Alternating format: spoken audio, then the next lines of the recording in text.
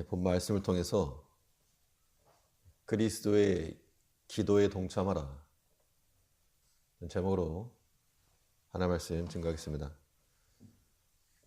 우리 고난 주간을 맞이해서 우리가 그리스도의 고난에 동참해야 됩니다 라고 말할 때 많은 사람들이 동의를 하고 또 공감을 하고 마땅히 그래야 된다 라고 생각은 해도 우리가 이 그리스도의 기도에 동참해야 되겠습니다 라고 말하면 그것은 진정한 고난이라고 생각을 해서 머뭇거리는 사람도 있을 겁니다. 예수님께서 당하신 고난이라고 하는 것은 단지 육체적 고통만을 동반한 것이 아니고 여기에는 영적인 괴로움과 또 슬픔까지 포함되어 있었습니다. 33절을 보시면 베드로와 야고보와 요한을 데리고 가실새 심히 놀라시며 슬퍼하사 말씀하시되 내 마음이 심히 고민하여 죽게 되었으니 너희는 여기 머물러 깨어있으라 하시고, 예수님의 고난이라고 하는 것이 채찍을 맞고 또 십자가를 지고 거기에만 고난이 있었던 것이 아니고 이 기도하는 자리도 고난을 가지고 그의 고난을 지고 이 기도의 자리에 들어가셨다는 겁니다. 그러므로 우리가 이 그리스도의 고난에 동참하는 자가 되기 위해서는 우리도 마찬가지로 기도하는 자리까지도 함께 나가야 됩니다. 그래서 우리 마음의 아픔과 괴로움과 슬픔과 또 심히 놀라운 마음, 그 마음을 가지고 그 고통을 가지고 주 앞에 나가서 기도하는 자리까지 나가서 주 앞에 간구할 때 이것이 또한 그리스도의 고난, 그 기도에 동참하는 것임을 우리가 알아야 됩니다. 그러면 이 그리스도의 기도에 동참한다는 것은 무엇을 의미하는가? 이 기도가 우리에게 주는 의미가 무엇인가? 본 말씀을 통해 살펴보면 첫째는 이 주와 함께 하는 기도는 우리로 하여금 하나님의 마음을 품게 하는 겁니다. 우리 모든 기도 생활에 있어서 가장 중요한 것은 이 기도를 통해서 하나님의 마음을 알고 그 마음을 헤아릴 줄 아는 것이 있습니다. 하나님의 마음과 공통 분모를 이룰 수 있는 것이 우리의 기도인데 이 기도를 통해서 하나님의 뜻이 어디 있는가? 이 일을 통해서 이루시고자 하시는 하나님의 뜻이 무엇인가? 그 마음을 알아가고 깨닫는 것이 참된 기도라고 하는 겁니다. 물론 기도는 자신의 형편을 아뢰고 또 사정을 고하고 또 자기의 원함을 표출하는 겁니다. 예수님께서도 이 기도를 통해서 그가 친히 하나님이시라도 아버지께 이 필요를 지금 구하고 있습니다. 35절을 보니까 조금 나아가사 땅에 엎드려 될 수 있는 대로 이 때가 자기에게서 지나가기를 구하여 그 고난의 때를 지나가기를 원하는 마음으로 구했습니다. 이거 우리 모두가 다 할 수 있는 것들이죠. 우리 형편이 어렵거나 혹은 가정이나 자녀들이나 우리 개인의 건강이나 어떤 문제가 있고 고민이 있으면 이것을 구합니다. 이것을 고쳐달라고 혹은 이 괴로움의 때를 통과할 수 있게 해달라고 우리가 구합니다. 그런데 그것은 우리의 마음인 거고 이 기도를 통해서 하나님의 마음과의 그러한 공통된 부분을 찾아가야 된다는 겁니다. 예수님께서는 이 고난의 기도를 통해서 자신의 원함과 그 뜻을 내려놓고 아버지의 뜻대로 이루어지기를 구했다고 했습니다. 36절에서 가라사대 아버지여 아버지께는 모든 것이 가능하오니 이 잔을 내게서 옮기시옵소서. 그러나 나의 원대로 마옵시고 아버지의 원대로 하옵소서 하시고 본인의 뜻과 의지는 이 잔이 좀 지나가는 것을 원하셨지만 그런 아버지의 뜻대로 하옵소서. 사실 이러한 기도가 그 기도를 들으시는 하나님의 마음을 더 아프게 했을 것 같습니다. 자녀들이 그냥 고통당하는 게 아니고 아버지 뜻에 순종하겠습니다, 그 말을 들으면 정말 더 마음이 아플 터인데, 예수님께서는 구원을 이루시기 위한 그 아버지의 마음을 아셨기 때문에 그 마음을 외면하지 않으시고 본인이 감당해야 될 그 몫을 다 지신 겁니다. 이 모든 것이 이 기도라고 하는, 이 겟세마네에서의 이 기도라고 하는 이 기도의 자리를 통해서 십자가까지 나아갈 수 있었습니다. 이제 우리가 우리 삶 가운데서 고난 있고 괴로움이 있을 때, 그럴 때 어떻게 할 것인가? 주님께서 그러하셨던 것처럼 이걸 기도 자리까지 끌고 나가라는 겁니다. 기도하는 자리까지. 이 기도라고 하는 것이 단지 우리의 형편과 처지를 한탄하는 것이 아니고 그 상황 가운데서 하나님의 뜻을 찾는 데 있는 겁니다. 그러면 고난이라도 우리에게 유익한 것으로 바꾸실 수 있는 하나님의 은혜를 깨닫게 되는 겁니다. 이것이 참된 기도요, 우리가 기도하는 자리에서 일어날 시점이 되는 겁니다.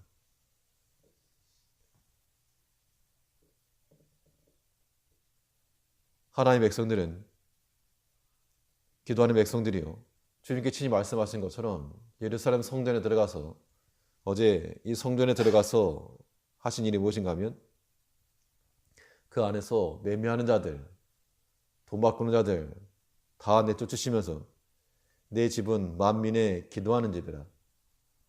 예수님께서 친히 하나님의 백성들은 기도하는 백성들이 되어야 될 것을 말씀하셨고, 또 기도의 회복이야말로 성전의 회복을 의미한 겁니다. 이제 우리 하나님의 백성들이 참된 구원의 삶 가운데서 하나님 나라의 완성과 그 과정을 이뤄나가기 위해서는 우리도 마찬가지로 기도하는 자리에 들어가야 됩니다. 기도하라 그러면 이거 해 주시오, 저거 해 주시오, 단지 그것이 있지 않고 모든 형편과 처지에서 하나님의 뜻을 찾는 데 있다는 겁니다. 하나님께서 나를 향하신 그 마음을 알고, 또 우리를 향하신 그 사랑을 알고 베풀어 주신 은혜를 깨닫고, 이것이 우리가 감당해야 될 기도의 자리인 겁니다. 그것이 마치 고난과 같아서 쉽지 않으니까 그 고난의 자리에 우리가 들어가야 됩니다. 아버지 뜻을 아는 사람들은 인본주의적 생각이나 그 완고함을 끝까지 유지할 수가 없습니다. 처음에는 그렇게 생각했다가도 하나님의 뜻이 여기 있다 라고 하는 것을 깨닫고 나면 돌이킬 수가 있는 겁니다. 우리가 그리스도의 고난에 들어가려면 이 기도 자리를 통과하지 않고 갈 수 없는 겁니다. 예수님께서 그 십자가 앞에서 괴롭고 번민과 아픔과 놀람과 슬픔의 마음이 있었지만 그것 가지고 사람에게 하소연하지 않으셨고, 아버지 앞에 나아가서 마치 땀이 핏방울이 되는 것 같이 그 간절함을 가지고 구하셨습니다. 우리가 주일을 감당할 때, 우리 개인의 신앙생활과 또 우리 교회를 감당할 때에도 많은 고난이 있겠지만 그 아픈 마음을 가지고 모두가 다 환영하거나 박수 쳐주지 않는데, 그럴 때 그 마음 품고 아버지 앞에 나와서 엎드려 간구해야 됩니다. 언제까지? 우리 마음에 평안이 임할 때까지, 또 하나님의 뜻이 우리에게 분별이 될 때까지, 하나님께서 우리에게 위로하실 때까지, 그때까지 엎드려 간구하고 기도하는 것, 이것이야말로 우리의 구원을 이뤄나가기 위해서 우리가 그리스도의 고난에 동참하는 길인 줄 알고 하나의 마음을 얻을 때까지 기도하는 자리를 지켜나가는 우리가 되어야 되겠습니다. 둘째로, 이 그리스도의 기도에 동참한다는 것이 무엇인가? 주와 함께하는 기도는 시험을 이겨내는 겁니다. 그러므로 우리가 이 그리스도의 기도에 동참함으로써 예수님께서 그러하셨던 것처럼 시험을 이겨내야 되겠습니다. 기도의 고난을 통과하고 나면 시험을 이기는 힘이 주어지게 되는데, 물론 이게 반대일 수 있죠.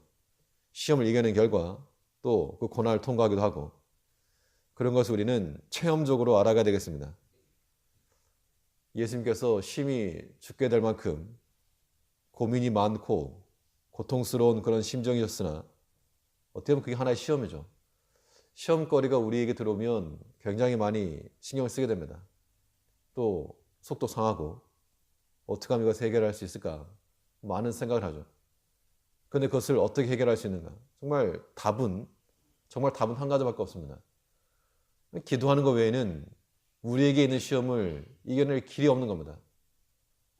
사람은 나를 도와줄 수가 없고 부모라도 자식이라도 그 누구라도 우리가 처한 시험을 해결해 줄 수가 없는데, 오직 해결할 수 있는 유일한 길은 하나님 앞에 간구하는 것뿐입니다. 그래서 하나님께서 도와주시고 혹은 마음을 어루만져 주시고 사람이든 사건이든 하나님께서 좀 정리를 해 주셔야지 일이 풀리는 것이지, 그렇지 않고 사람으로 생각되지 않습니다.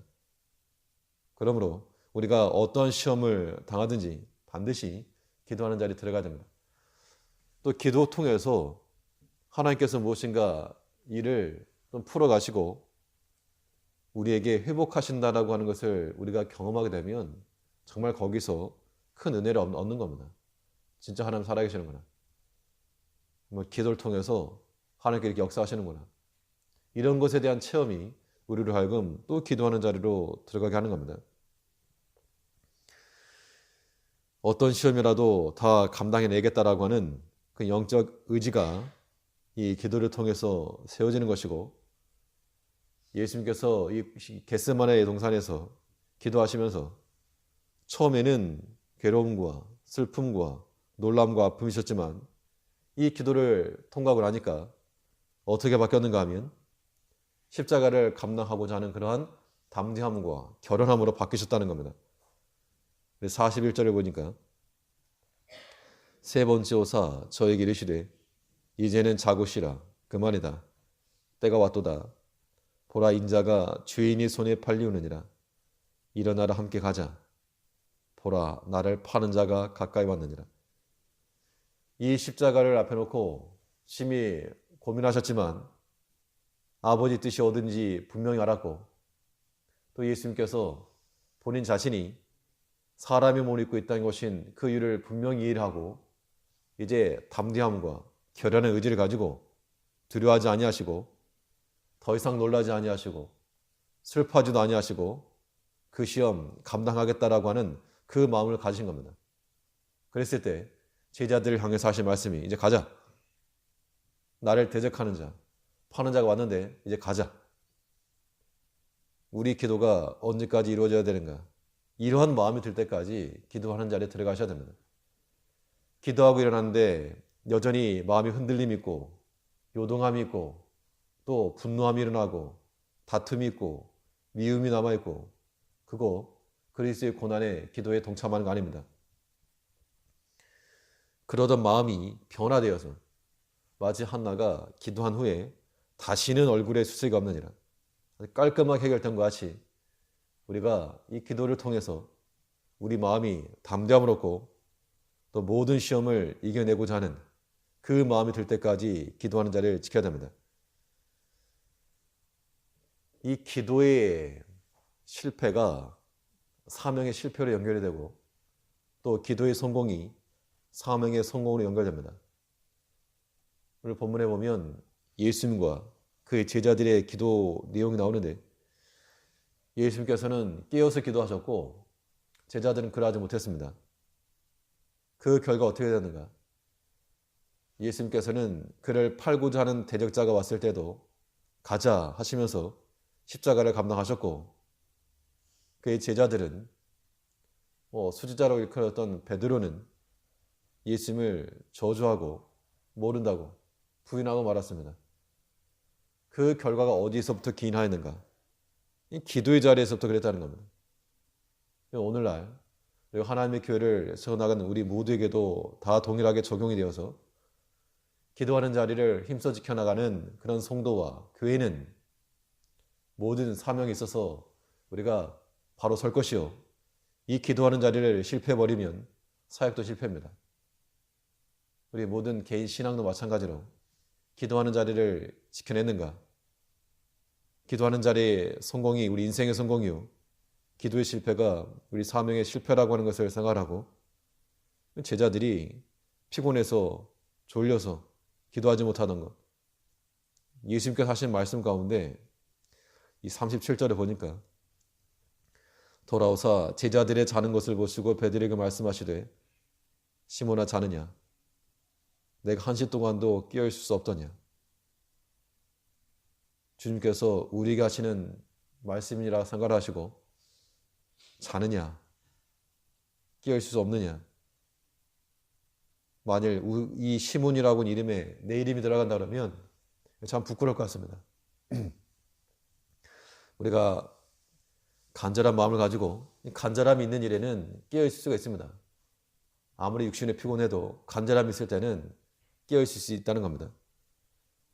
이제 우리가 하나님 앞에서 우리에게 맡기신 우리 중차대한 일들, 우리 개인의 신앙생활도 그러하고 가정을 세워나가는 것과 또 일을 하는 것과 하나님의 교회를 세워나가는 모든 일들, 이 일에 간절한 마음을 가지고 깨어서 시몬아 자느냐 이것이 아니고 깨어서 주와 동일한 마음으로 나와 함께 깨어서 기도하라. 함께 깨어서 기도하고 또 이제 함께 가자. 함께 감으로 이 모든 시험 현장 가운데서라도 능히 이겨내며 이 기도의 자리를 통과하여서 그리스도의 고난까지라도 능히 감당해낼 수 있는 기도하는 하나님의 백성들로 살아가는 우리가 되어야 되겠습니다. 기도하겠습니다.